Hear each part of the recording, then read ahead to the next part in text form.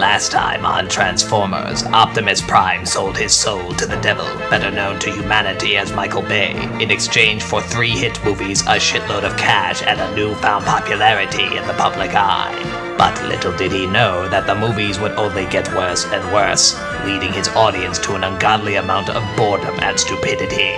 Still popular and still rich, Prime finds himself hanging on to little dignity and street cred.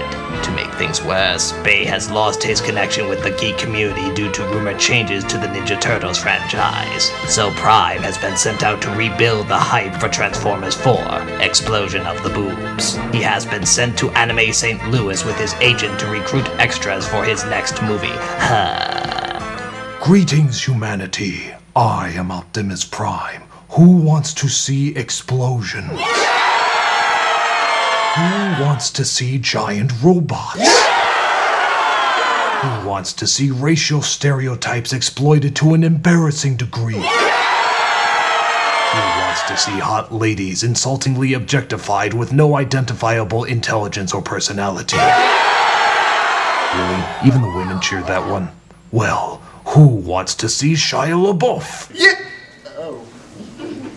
Alright, there's some hope for you yet. Well, we're having auditions for Transformers 4 and...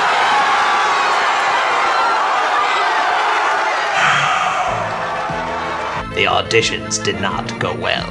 No. Well, he's no Shia LaBeouf, but he might be able to pull off Carrot Top. No, you're trying to think. Bay doesn't like that. Just drape yourself over a car and look hot. What? You showed up to a Michael Bay audition and you didn't bring a car to drape yourself over? Well, surely you have a motorcycle in your pocket that you can press your breast against. Next! Alright, you're the sassy best friend.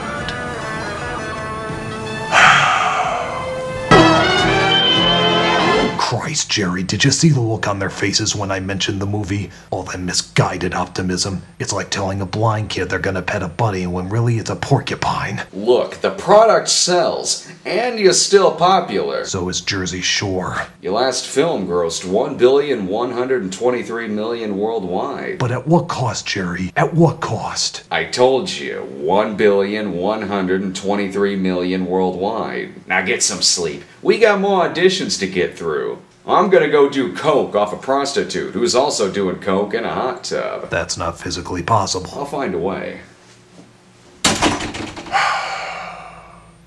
It wasn't always like this. I used to have credibility, dignity, a hit show that brought joy to millions of children around the world, and not just horny, mentally castrated teenagers. These were the days of the original Transformer cartoon. Transformers, more than meets the eye. Oh, it was violent, and the writing wasn't exactly Shakespeare. But we had a connection to our young audience, an exciting connection that, while not deep or complex per se, supplied an onslaught of creativity, simple fun, and exciting adventure. You may mock its corniness at times, but I assure you, there is more here than Michael Bay has ever put in his perverted sequels. Don't believe me? Well then allow Optimus Prime to show you.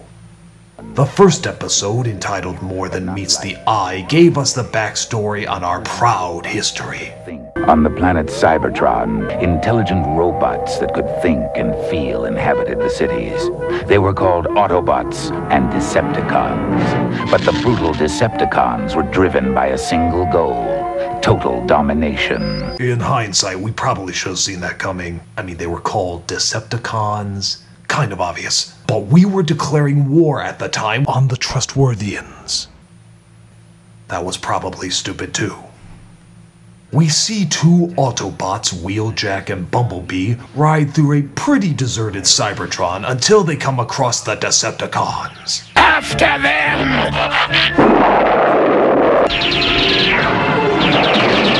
Like most Transformers, they brilliantly set their guns to shoot everything around the target except the target. We feel that gave the opponent a fighting chance. Any luck, Jazz? Negative. North side of Cybertron's blacker than the inside of a drive shaft. I'm still not sure why we hired Bill Cosby to do jazz. You see, the thing about the Decepticons is that they're very deceitful. So while we talk about our plans to find a new energy source, a metal bird named Laserbeak might be listening to us right now. Sure enough, the Decepticons, led by Megatron, are given the information by Laserbeak and his master Soundwave. Autobots are set to launch Megatron. As are we. The Autobots would have lost eons ago if I'd been calling the shots. Starscream. Only a select few ever leave. My time will come, Megatron. Never! Prepare to blast off! Now you might be wondering why a guy who clearly just stated he's going to betray him would be allowed to be kept in. Because he makes great cookies. Starscream cookies are more than meets the icing! You're wrong, Starscream! I'm always wrong! So, while we proud Autobots try to leave Cybertron for a new energy source, the Decepticons attack, thus losing control, leading us to crash on the planet known as Earth. This doesn't put our incredible technologically advanced bodies out of commission for long. Just 4 million years. What do you want? Our boot-up system was Windows 7. I'm surprised we woke up this fast. The Decepticons woke first and tried to destroy our remains while looking for new sources of energy. They do this to still try and take control of Cybertron, which I'm sure is exactly the same right after we left. 4 million years? Nothing much happens in that time.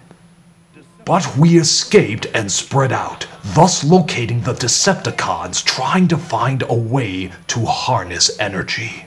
I will plunder Earth and steal its precious resources. By leading us to this planet, the Autobots have sealed their own doom. Cliffjumper, what are you doing? I've got Megatron dead center in my viewfinder. It should be noted that the term dead center in my viewfinder is an Autobot phrase meaning slightly to the left, but I'm going to shoot anyway. We Autobots are proud of that phrase. But they did manage to work their way back to the Autobots and tell us of the Decepticons' evil plans. We of course leapt into action. Organize a battle unit. We're going after them. Pow!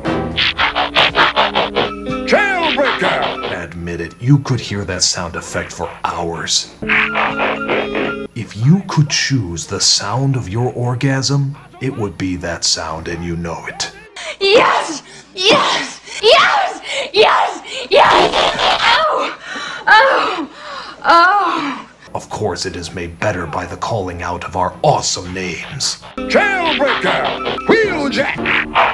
Ironhide! Mirage! Sunstreaker! Sideswipe! Little known fact, here are some of the other kick-ass names that were not used for other Transformers. Cold Iron, Metal Stab, Violent Speed, Dick Thrust, Nut Jab, Jesus Punch, Bill, and Tit Tackler. I'm particularly sad that one didn't make it in. So the Decepticons tried to steal the energy from an oil drill where a kid named Spike and his father Sparkplug, God, I thought our names were weird, noticed the attack. Look! Up there! What is it? What are they? But thankfully, they used their brilliant human ingenuity and fight them off the best way they know how. Throwing things. Hit him with a rock! Stop! Let go of my dad!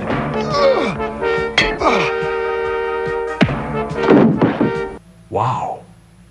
I forgot how embarrassing that scene was for him. He gave you like a solid second look of shame and then swat you like a mosquito. Let go of my dad! Fuck you, asshole. I am now convinced that if Spike was an Autobot, his Transformer name would be Pussy Pillow.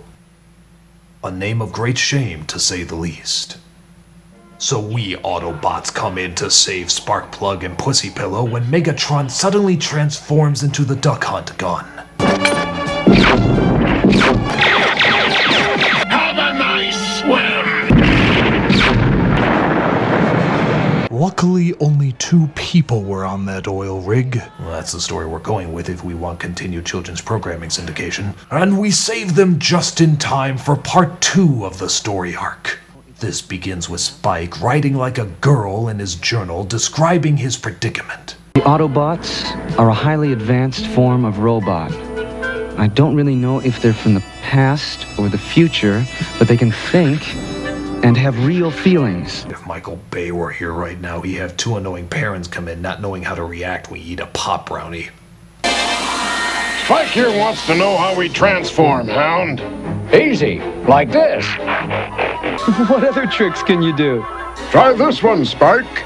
Now you see me? Now you don't. Over here! Now, of course, you might be asking yourself why the hell we don't just use that technique about a bajillion other times in the show. Well, I think the real question is, how can Soundwave transform from a handheld tape deck into a 2-story monstrosity? We Autobots proudly honor the code of equal value proportions. Except for the cargo I'm carrying as a truck that seems to disappear and reappear at will. You may also be wondering what I'm carrying inside that cargo that's so important to constantly keep around. Well, I'll tell you. Starscream cookies. And the sprinkles on top are simply to die for! Starscream! Oh, just let me cook, bitch! Spike discovers, however, that Soundwave has snuck in, and thus he pushes the alarm that is in no way labeled alarm, smart kid, which forces him to leave his Thundercat Ravage behind. We got him. Hey, you up yet? Oh no, my agent can't know I'm bad-mouthing the movie and praising the other show as better.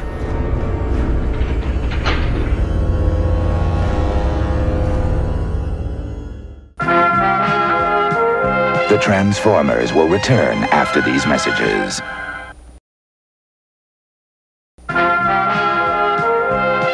We now return to the Transformers. I must use my powers of disguise to blend in. Autobot, transform!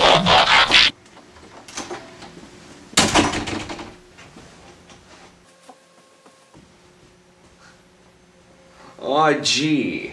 I wonder where he could be. He's such a master of camouflage. He could be anywhere.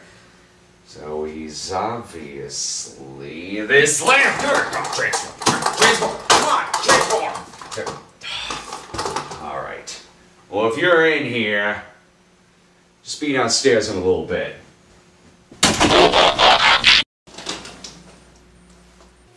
Anyway, so Ravage is captured, but we figure out the Decepticons are gonna try and get more energy from a dam. Soundwave, prepare the Energon cubes. So as you can see, they're being attacked by Cubans. Oh, come on, that joke killed on Cybertron. So Starscream uses one of his deadliest weapons, a slingshot. Wow, I think the only thing we did make a toy out of was the actual toy. Which of course upsets Megatron. You fool, Starscream! Help save the Energon cubes! Get them out of here! You're old, Megatron. Yesterday's model. Junk! That's what you are. Junk! Whoa, did I really just use the J word? You destroy everything you touch, Megatron! Because everything I touch is food for my hunger! My hunger for power! No! I'm going to end your hunger once and for all. Almost trying, but almost doesn't get the job done. You can't stop me! You might be thinking to yourself these punchy one-liners go just a hint too long in this show. But actually, believe it or not, this was the edited version. Here's the longer cut. You destroy everything you touch, Megatron! Because everything I touch is food for my hunger! My hunger for power! No! I'm going to end your hunger once and for all. My hunger is a hunger that can never be filled. Then I'll fill your hunger's hunger with the hungry taste of victory. Victory for my hunger's hunger, which hungers for the hungry taste of the hunger's hunger that hungers at the belly of all those who hunger for hunger's hunger. I can't think of any more sentences with the word hunger in them. That's why you suck. Die! The Autobots come to my aid, as well as Big Shock, Pussy Pillow here. Easy, Spike. Oh dear. Oh, I should have caught that. Yes, that looks very suggestive. Yeah, we're not doing the children's syndication route without that scene being edited. I am deeply ashamed. You know, oddly enough, playing that isn't helping. Meanwhile, Starscream and Megatron bitch at each other again like a senile couple. I never did understand why he didn't just propose. Testing the Energon cubes! They work! Of course they work! You didn't know. You never tested them. I proved it. You only proved your defective mentality! You set us up! Not even his cookies can get him out of this one. With just a dash of Starscream!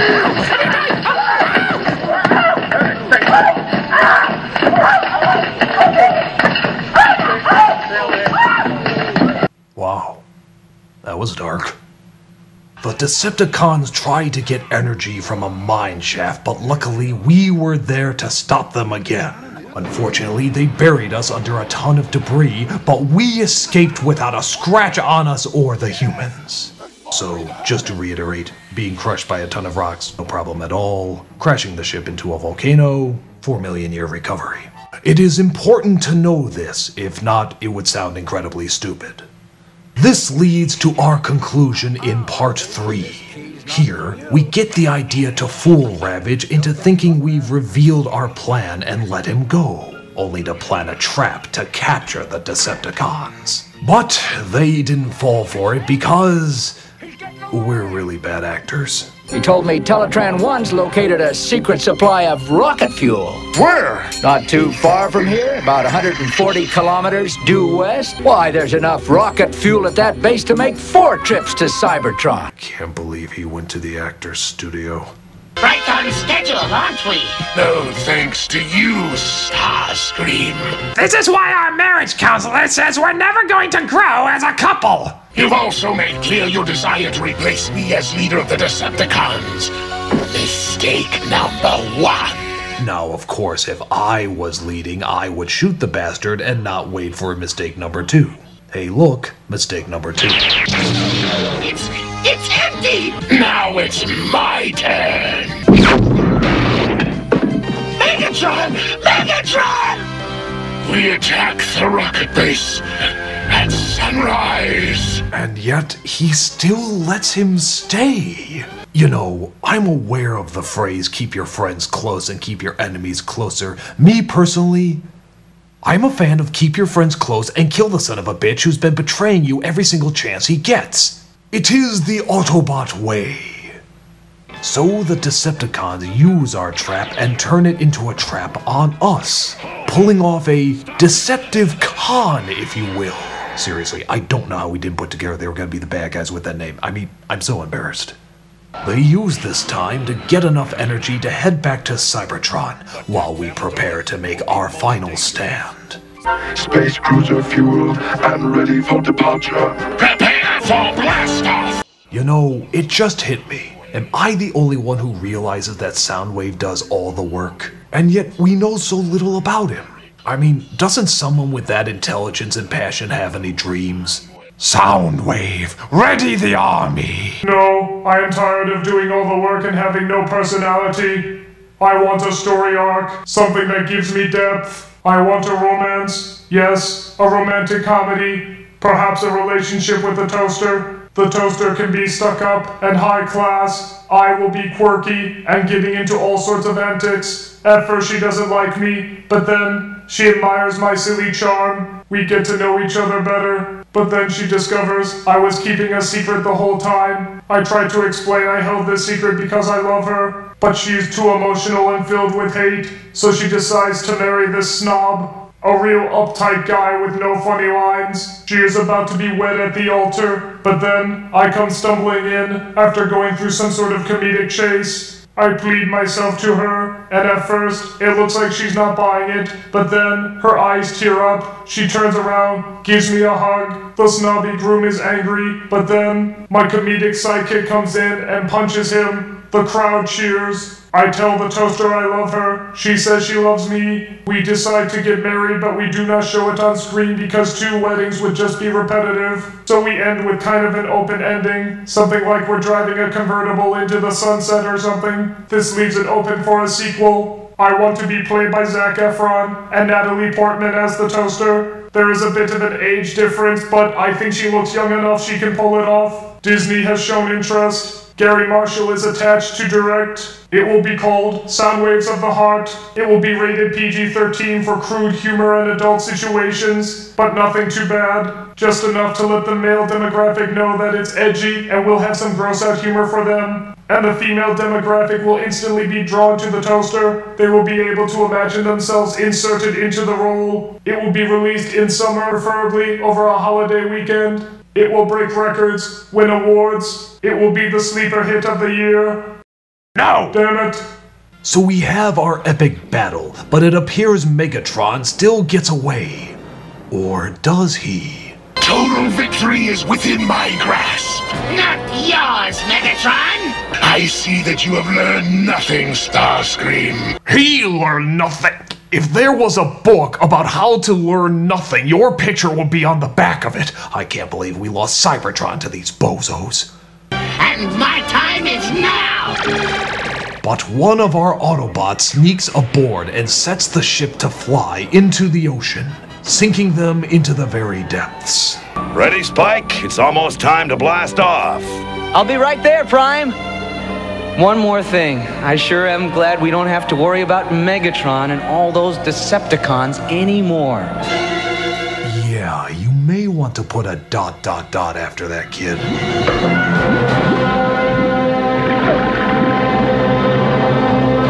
Ah, yes. That was the story arc of the mighty Autobots. You know, it's a touch sillier than I remember it. I suppose, looking back, it's not quite as grand as I remember. Sure, there wasn't much emphasis on character. Sure, the stories were pretty repetitive. Then, sure, we were just as focused on advertising as any other show. But you know what? We still created something all our own. Our designs were creative, our episodes action-packed, every second filled with energy and excitement. We knew how to make our audiences happy, and we did it well. It may not be the best show, but it was a show that knew what it was and who it was trying to entertain. And it tried hard every second it could to give you that action-packed entertainment that you all loved. Which is why I ask all of you gathered here today, in this world of remakes, sequels, and emphasis on special effects, who the fuck just wants to watch some Transformers cartoons?